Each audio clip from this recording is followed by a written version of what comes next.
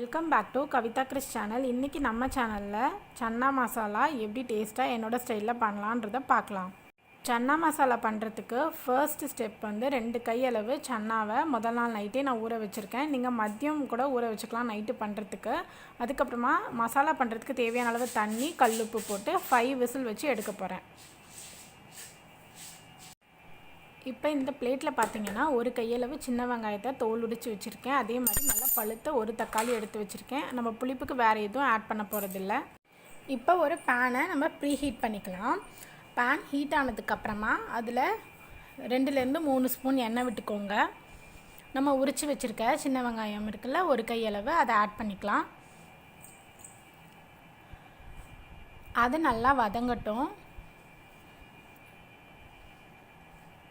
அது வதங்கினதுக்கப்புறமா 1 table spoon அளவு இஞ்சி பூண்டு பேஸ்ட் ஆட் பண்ணிக்க போகிறேன்.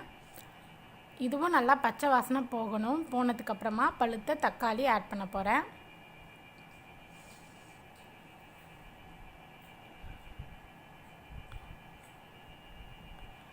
தக்காளியை தவிர புளிப்பு இதில் இல்லை. உங்களுக்கு இன்னும் கொஞ்சம் புளிப்பு வேணும் அப்படின்னு நினச்சிங்கன்னா ஃபைனலாக இறக்கும் போது நீங்கள் லெமன் சாறு ஊற்றிக்கலாம். இதுவும் நல்லா வதங்கட்டும். அது கூட நான் 3 பச்சை மிளகாவும் ஆட் பண்ணியிருக்கேன். அதுக்கப்புறமா 1 டேபிள் ஸ்பூன் அளவு மிளகும் ஆட் பண்ணியிருக்கேன். ஸோ ரொம்ப காரம் சாப்பிட்றவங்க தான் இவ்வளோ காரத்தை சாப்பிட முடியும். ஸோ காரம் கம்மியாக சாப்பிட்றவங்க 1 பச்சை மிளகா, 1/2 ஸ்பூன் மிளகு மட்டும் ஆட் பண்ணிக்கோங்க. உங்கள் காரத்துக்கு தகுந்த மாதிரி நீங்கள் கூட்டவும் செஞ்சுக்கலாம், இல்லை குறைச்சிக்கலாம்.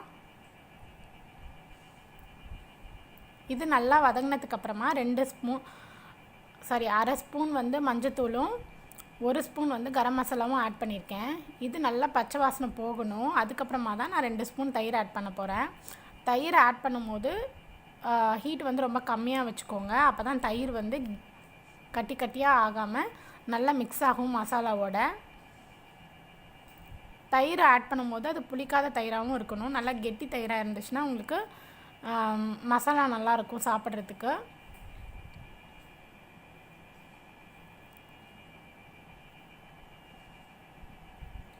மசாலாவை தயிரோடு நல்லா சேர்த்து பரட்டி விட்டுக்கலாம். அதுக்கப்புறமா இதை நல்லா ஆற வச்சு ஒரு மிக்ஸி ஜாரில் போட்டு அரைச்சிக்கலாம். ஸோ இப்போ மசாலா ரெடி ஆகிடுச்சு. இதை நான் ஆஃப் பண்ணி வச்சுட்டு நல்லா ஆற வச்சுட்டு ஒரு மிக்ஸி ஜாரில் போட்டுற போகிறேன். இது வந்து சன்னா வேக வச்ச தண்ணி மசாலாவுக்காக எடுத்து வச்சுருக்கேன். வதங்கிறதுக்கு கொஞ்சமாக உப்பு போட்டுக்கோங்க. தண்ணியில் ஏற்கனவே உப்பு இருக்குது. இப்போ இந்த மசாலாவை அரைக்கிறதுக்கு முன்னாடி இது கூட ஒரு 6லேருந்து 7 முந்திரி பருப்பு ஆட் பண்ணியிருக்கேன். உங்களுக்கு கிரேவி கொஞ்சம் ரிச்சாக இருக்கும் சாப்பிட்றதுக்கு. இது நல்லா ஸ்மூத் பேஸ்ட்டாக அரைச்சிட்டு அதே பேனில் 2 ஸ்பூன் எண்ணெய் விட்டு 1 ஸ்பூன் ஜீரகமும் 1 துண்டு பட்டையும் போட்டிருக்கேன். அது பொரிஞ்சதுக்கப்புறமா ஒரு மீடியம் சைஸ் பெரிய வெங்காயத்தை சின்ன சின்னதாக கட் பண்ணியிருக்கேன். இது வதங்கக்கூடாது. இந்த கிரேவியோட ஃப்ளேவர், டேஸ்ட் எல்லாமே இந்த வெங்காயத்தை பச்சையாக போடுறதுல தான் இருக்குது. ஸோ ஜஸ்ட் ஒரு கலரை மட்டும் கிளறி விட்டுக்கோங்க. அதுக்கப்புறம் நம்ம அரைச்சி வச்சுருக்க மசாலாவை இது கூட ஆட் பண்ண போகிறோம். மசாலா லைட்டாக கொதிக்க ஆரம்பிச்சதுக்கப்புறமா நம்ம சன்னாவை ஆட் பண்ணிக்கலாம். சப்பாத்தி கூட சாப்பிடும்போது சன்னா ரொம்ப சாஃப்டாகவும் இந்த வெங்காயம்லாம் ரொம்ப க்ரன்ச்சியாகவும் நமக்கு இருக்கும். ஸோ சப்பாத்தி கூட சாப்பிட்றதுக்கு ரொம்ப சூப்பராக இருக்கும். இது நானே ட்ரை பண்ண டிஷ் தான் இது. சன்னா போட்டதுக்கப்புறமா ரொம்ப நேரம் இது கொதிக்க வச்சிங்கன்னா கூட உங்களுக்கு அந்த வெங்காயத்தோட க்ரன்ச்சினஸ் போயிடும்.